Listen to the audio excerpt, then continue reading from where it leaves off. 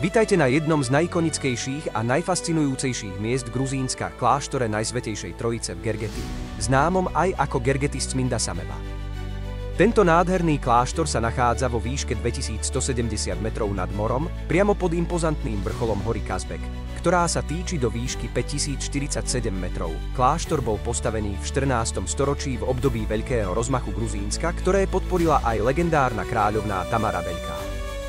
Aj keď samotná stavba vznikla až po jej vláde, duch obdobia jej kráľovskej moci, kedy Gruzínsko zažívalo svoju zlatú éru, v tomto mieste stále pretrváva. Kláštor slúžil nielen ako duchovné centrum, ale aj ako bezpečné útočisko počas mnohých vojnových konfliktov. Počas invázií Mongolov, Peržanov či Osmanov sem boli ukrývané vzácne náboženské relikvie, vrátane legendárneho kríža svätej Niny, ktorá priniesla kresťanstvo do Gruzínska už v 4. storočí. Architektúra kláštora je dokonalým príkladom gruzínskeho stredovekého staviteľstva.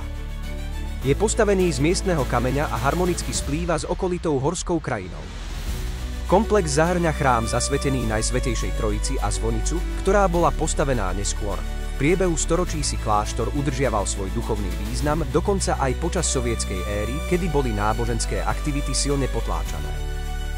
Po páde Sovietskeho zväzu v roku 1991 bol kláštor obnovený a dnes je opäť aktívnym duchovným centrom, ktoré navštevujú pútnici a turisti z celého sveta. Návšteva kláštora je skutočným dobrodružstvom.